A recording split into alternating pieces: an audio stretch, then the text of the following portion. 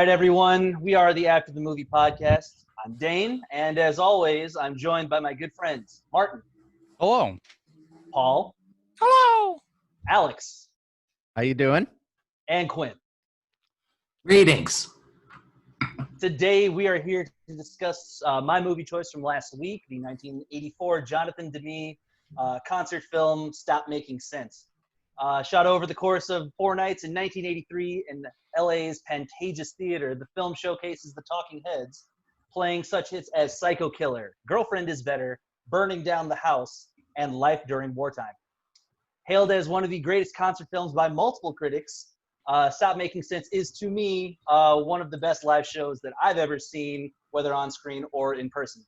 For me, I'm going to start it off, just say it, because I know it's probably only going to go down from here. 5 stars, must watch. That all being said, I know for a fact that not everyone in the gang here liked the Talking Heads going into the movie, so I'm going to start off with you, Quinn. What did you think? I gave this 1 star, and if you like the Talking Heads, you'll probably like the movie. But if you're like me and have good taste in music, you won't like the Talking Heads. And in that case, do not watch this movie. All right. Let's see.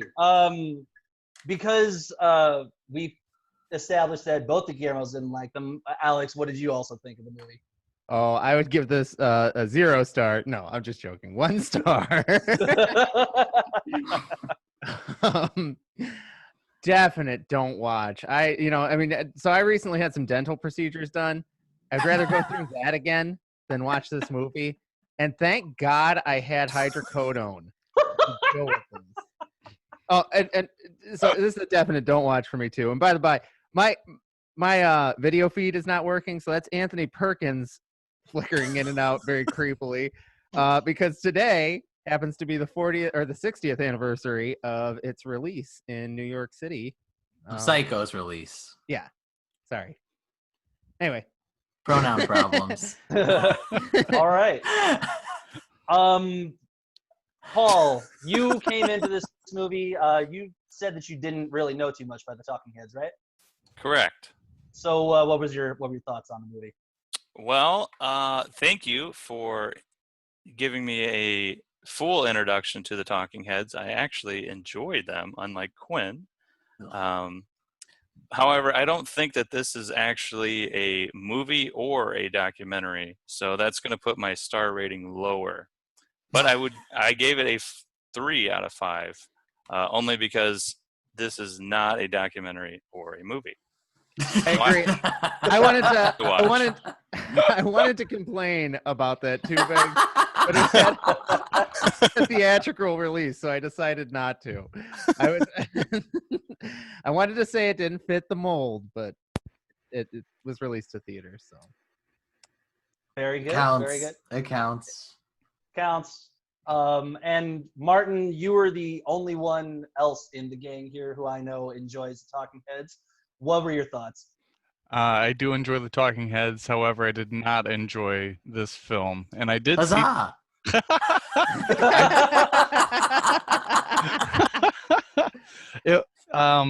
I saw David Byrne in concert, and I think maybe being at the concert would have been a lot better than watching it on the screen. So as far as the movie goes, I'm going to give it a 2 and I'll say watch. 2 and a watch. Okay. Paul, did you say watch or not watch? Yeah, definitely watch it, especially if you like watching, like concerts or just like music films or any of that sort. It's definitely. I thought it was beautifully shot for a concert. I wouldn't say it's the best concert film ever shot, but it's like Martin was saying. I would love to have seen the Talking Heads live. I bet that's a fantastic show. All right. So this is about where I was expecting most people to be. Below you, yeah, below your. I mean, I will say you did surprise me a little bit there, Martin, with your star rating. But I'm sorry I let you down, buddy. It's okay. It's okay. I mean, to me, like there was just so much energy. Like I don't think there was a single band member that wasn't moving the entire time. I don't think we've actually talked about it before, but for Alex, Martin, and Quinn and I, we're in a little bit of a garage band, and our band is called Caution Hill. I watched this movie first when I was still in high school, and I always imagined us having some sort of like crazy off the wall energy, just like what David Byrne and company were doing the entire time they were doing it.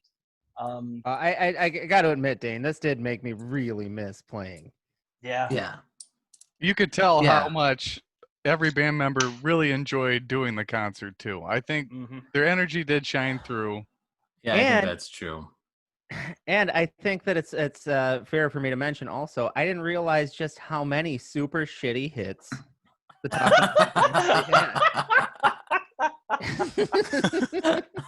Yeah, I mean, it's really not that I don't think they're genuine in their belief that this horrible music is good. It's just that it's horrible. But there was a lot of shitty hits on there. Yeah, there was. Burning down the house. Oh, I love that good. song. That one was bad. You didn't like Burning Down the House. Okay. No. Begs. The boyfriend song is actually terrible Tom song. Tom. Genius of Love. That's actually the Tom Tom Club, the side band for Tina Weymouth and Chris Franz. They were boyfriend and girlfriend at the time. I'm not actually sure. They might be married now. They're husband and wife, yeah. Husband and wife now? Okay, well, at that point, that was just a side band when Byrne decided to start doing movie soundtracks for a little bit.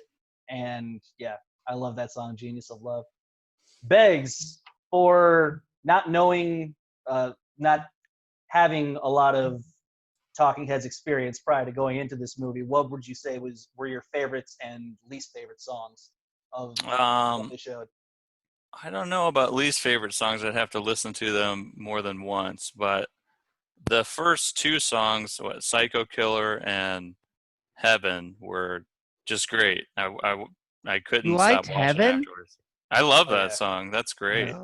I like Psycho Killer. Psycho Killer is good. I like Psycho Killer. And the performance in that was awesome. I especially liked Psycho Killer as the opener to it. The whole beginning to the whole first like maybe 5-6 minutes of the opening credits all the way up to right when Tina Weymouth comes out and she starts playing Heaven with him, I thought was just absolutely, I'm not gonna say genius, but absolutely brilliant. Brilliant. Yes. He just comes out, he's got a guitar, he's got his boombox, he's just like, hey, I'm gonna play you something. Yeah. Goes right into it. It's simple. It doesn't need to be anything other than that. It was great. The syncopation he has with coming in at the end of that song is really amazing too, because it falls out of metronome and then it just picks it right back up whenever he wants it, and he has an amazing sense of timing with that. Oh yeah. And his stumbling was awesome. That man stumbles like nobody else. Oh yeah, he does.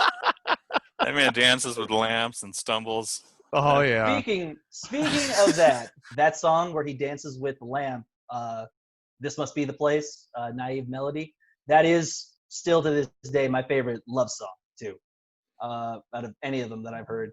And I'm very surprised, at least coming from Quinn, you don't have something good or bad to say about that whole lamp scene where he danced with it. I got a very big like Fred Astaire kind of thing. Well, Fred Astaire made it famous with because Fred Astaire danced with the coat rack. Mm-hmm. So, I mean, I can appreciate the classicness, but I don't know. Everything that he did that I thought was okay, and I agree his energy was good, but at one point I fell asleep because I don't like the Talking Heads, and I didn't like listening to the music. I dozed off for a second, and when I woke up, he was wearing some kind of large pants, and I don't know where they came from. The zoot suit. The oversized zoot suit. Well, no, it was weird, like Lego pants almost. Like it was like starchy or whatever. Was that a zoot suit? I didn't see those up. He had an oversized zoot suit, and then he had pillows stuffed in the pants that were oversized. Oh, okay. So let me see if I'm gonna. I want to bring up the exact quotes he had about that. But About his dude suit or about Dancing with the Lamp? About the suits. Quinn Let's see had, here. while you're pulling that up, Quinn had mentioned before we started the recording here that he actually likes Imagine Dragons better than the Talking Heads. I would agree He with did that. say that. Yeah, Ugh. I think I do. I That's think I gross. You there's boys are. there's such a long list of people I'd rather listen to than the Talking Heads. You would rather It's listen almost. to. Oh yeah, absolutely, no question about it.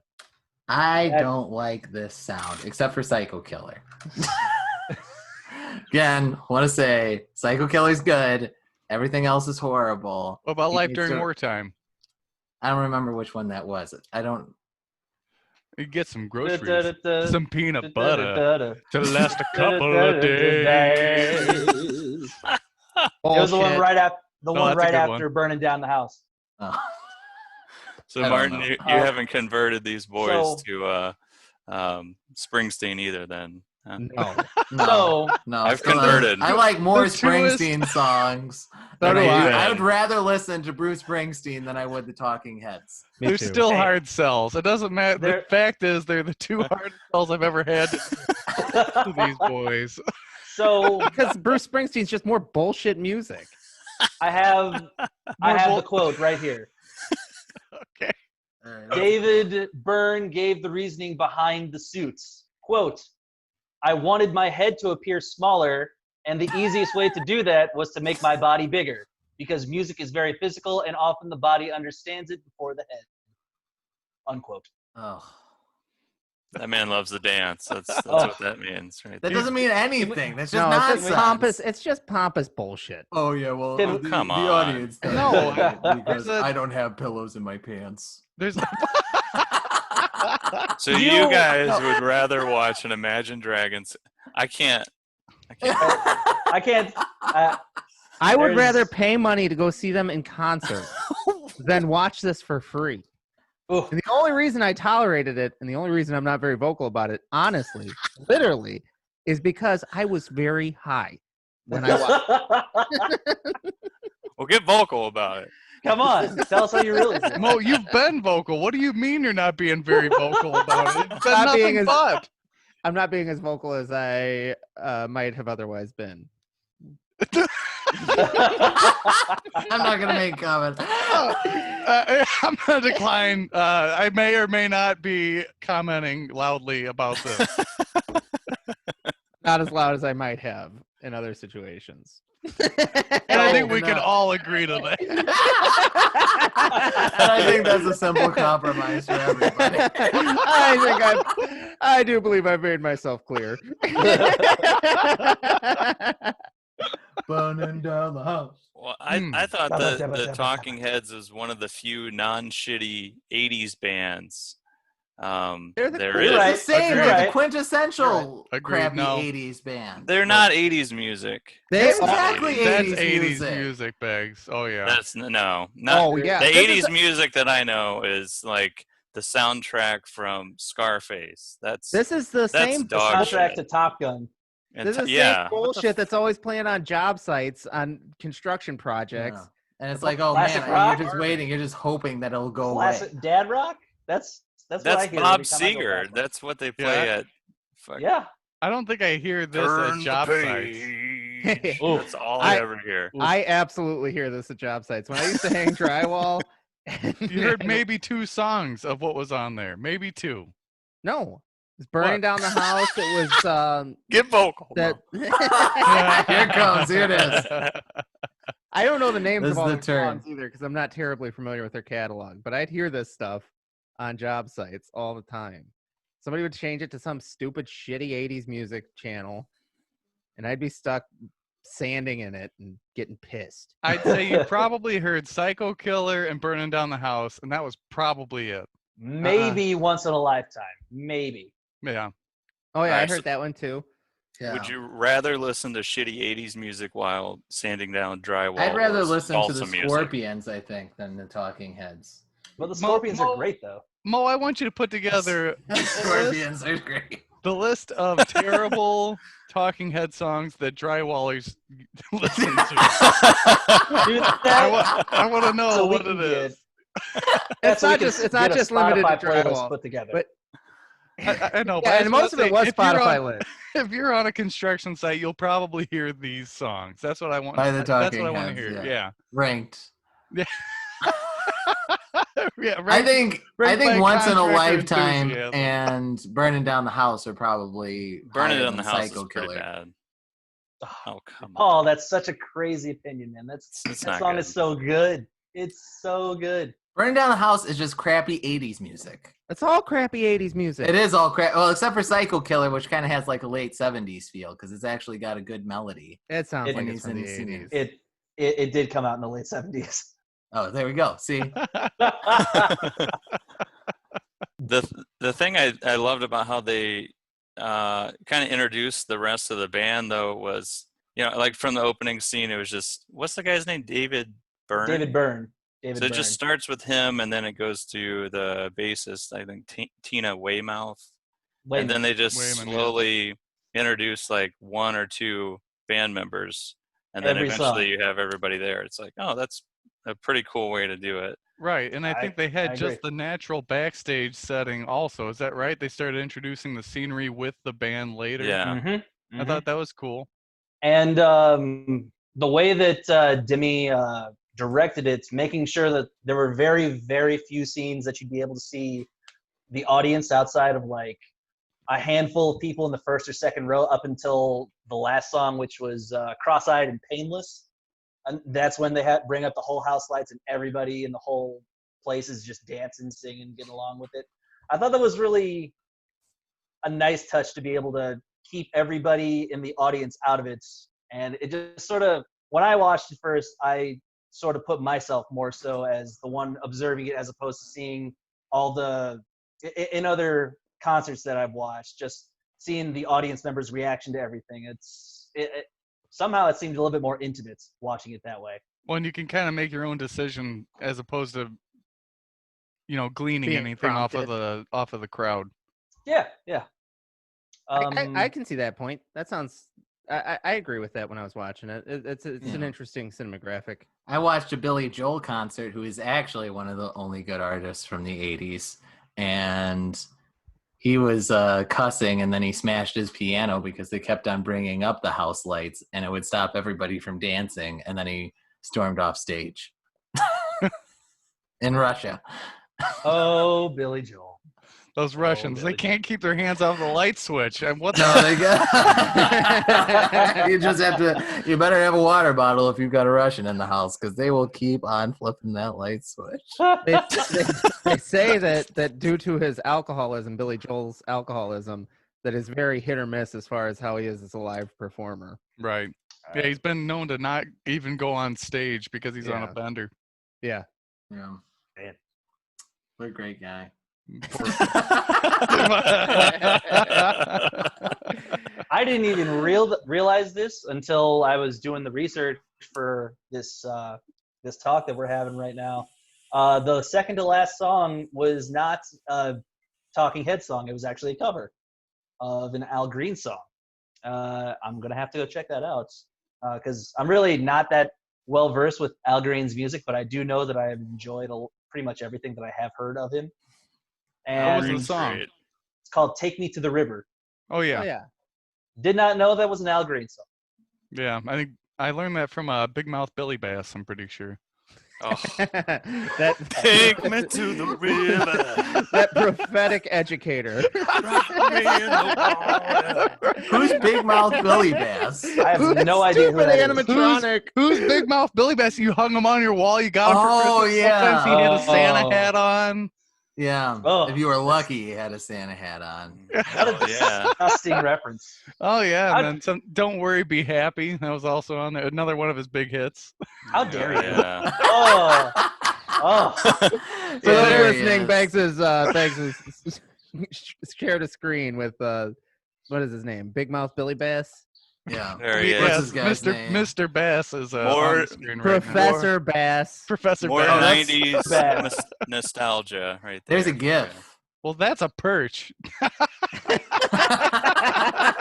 That ain't a bass. That's a perch. I'll tell you what, that's perch. Pickle So- mouth, pickle mouth Petey perch. I just I just wanted to bring up two more things before I hand off control of this episode to Beggs here, since the auxiliary percussionist, the guy playing the bongos the entire time, and he was awesome. He was great, right? Mm-hmm. The energy he brought was phenomenal, Mr. Steve Scales, right? And just to bring it back a little bit to our time playing with Caution Hill and everything, Paul, I always saw you as being just like him, just bringing out the bongos, playing the cowbell, doing whatever. That's right. I am the triangle player of the group. Hell yeah.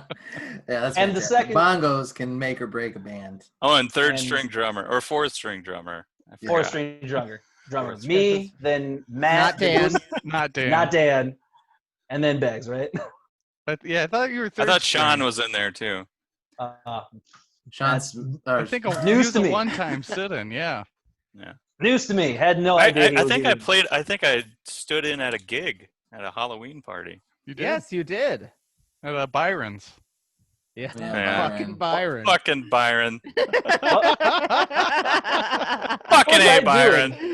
What was I doing that I wasn't able to play on a Halloween show? You're probably going to some place that had girls at it or something. Yeah, you're probably right. This wasn't 50-year-old women there. I mean, there it was a good call. It was a good call when you're like 22 and Halloween. That's what you want to do. It was a Cougar Fest, baby. It was. Yeah, well, it was just a buddy's dad's party. We ended up there, and we gigged a little. Yeah, we gigged out. Yeah, I gigged it. I gigged it. Giggity you. I got drunk with your dad there, Mo. Oh, yeah. Hardcore. Oh yeah, you started telling him about all of your wild experiences. Yeah. You got headbutted there. Yeah, you did get headbutted there. That was some great. guys headbutted you. Oh yeah, that was random. Oh my. Beggs, you've been randomly telling hit. him my stories. I forgot all about getting headbutted. Probably a reason. You have been randomly hit more than any other human being Yeah. I've ever known. And I think you deserved most of them. For some reason, I don't know why. Right. That's why you keep getting hit. Jesus Christ. Begs a retrospective. Why I keep getting hit. Well, Martin, why'd you hit Beggs? Well, he had already been hit once that night, and it looked like fun. Yeah. The best thing to do for somebody who just got punched is to punch him again. I did deserve that one. I don't know what the time situation is here, so I'm just gonna try and switch this over real quick. But I just want to have the last word here. Quinn, No deal. Yeah. for as much as you hated this movie, I want you to know from the bottom of my heart, you are the reason that this movie was chosen. Because when you chose The Ring, that you wanted to have the first on the After the Movie podcast as the first horror movie, I had to be just like, I gotta one up this motherfucker. All right, first movie with music primarily. That's what we're going with. Not a musical.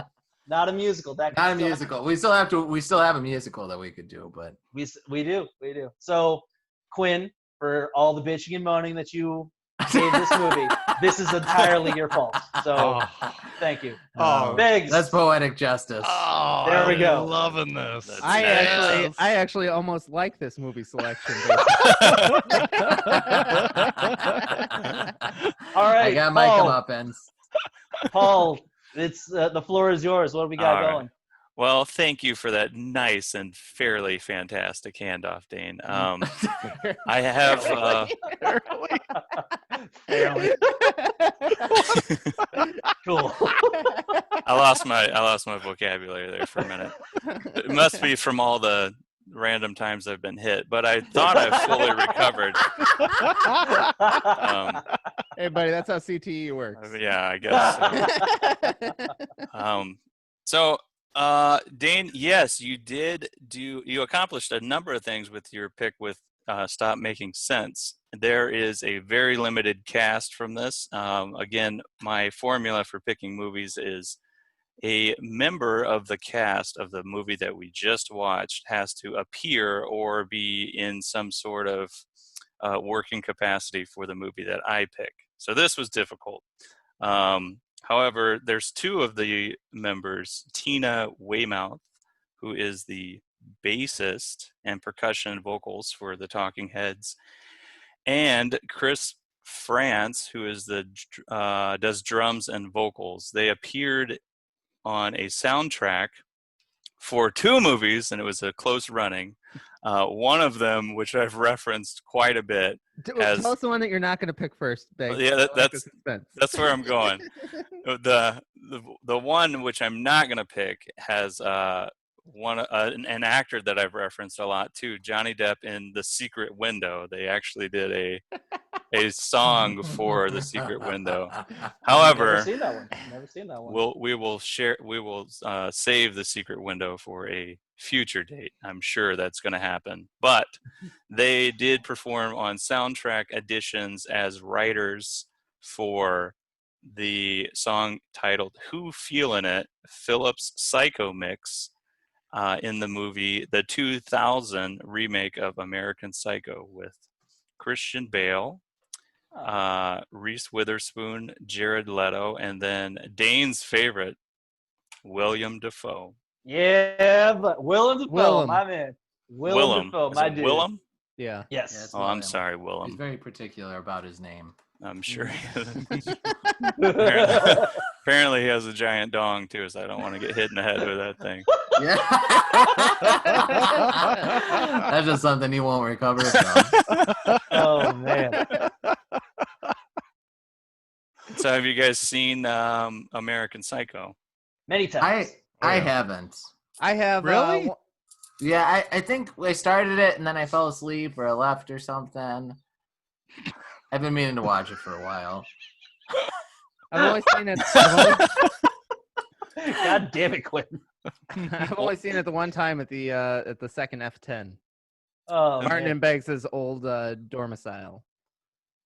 And So- Mo, isn't your fading in and out screen, is that you said that was in reference to the actor from Psycho? So is that, Yeah. so this It's is the different. remake Not of affiliated. that? Oh, okay, No, different. No, it's Totally different. movies. Totally different, yeah. Okay, all right. So I'll save it for next week. I'll save it for the next discussion.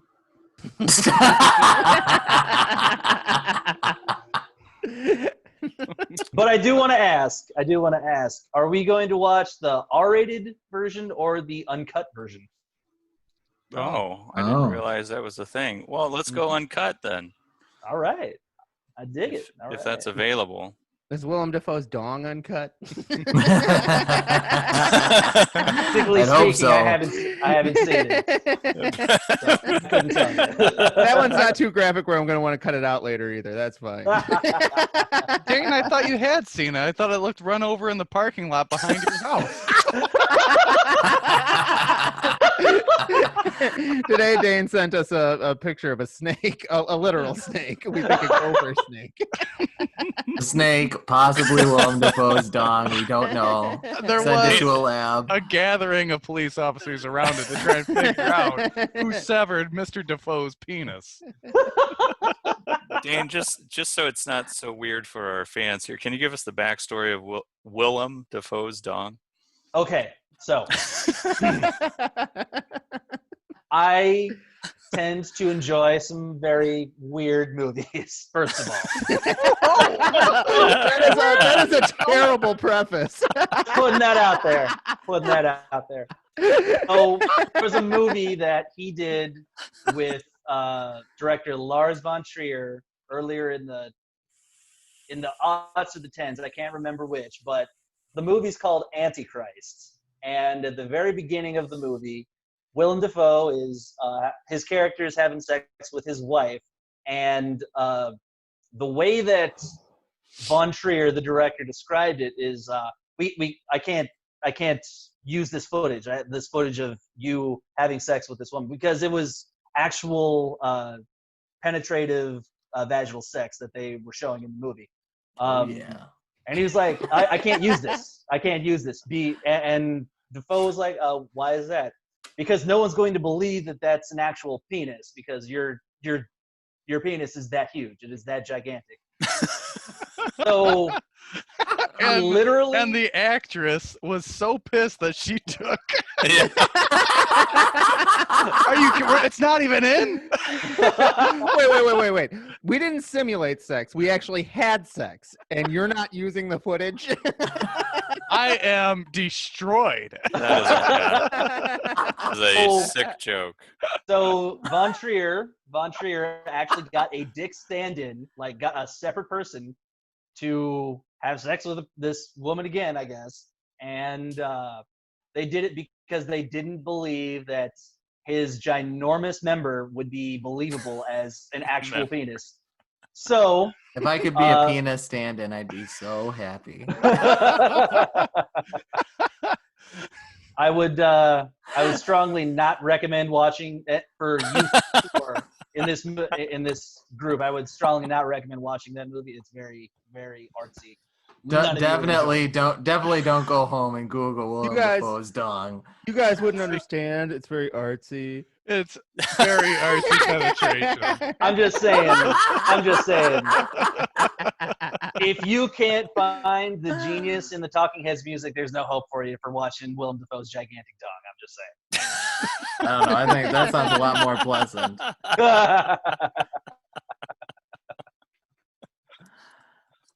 So cool.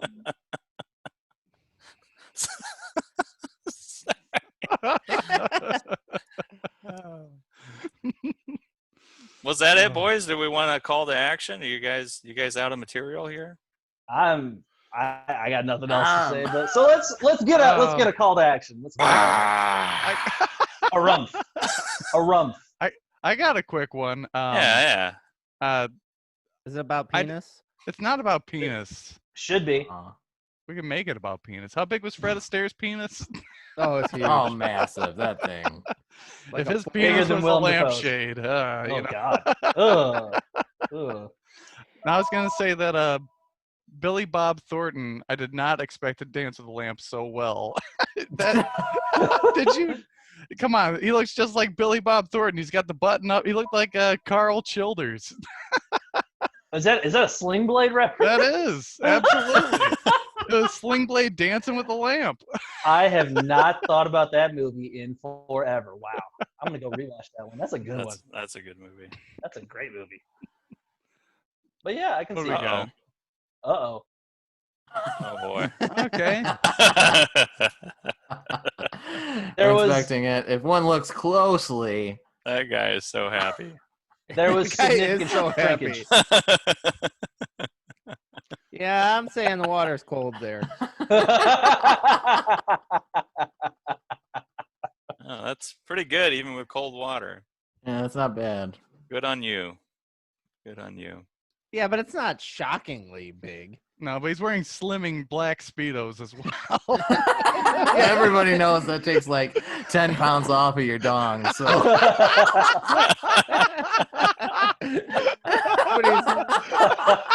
Worn black Speedos to showcase their package. Oh, man. Well, I think this is the best time to bring everybody home to our call to action segment.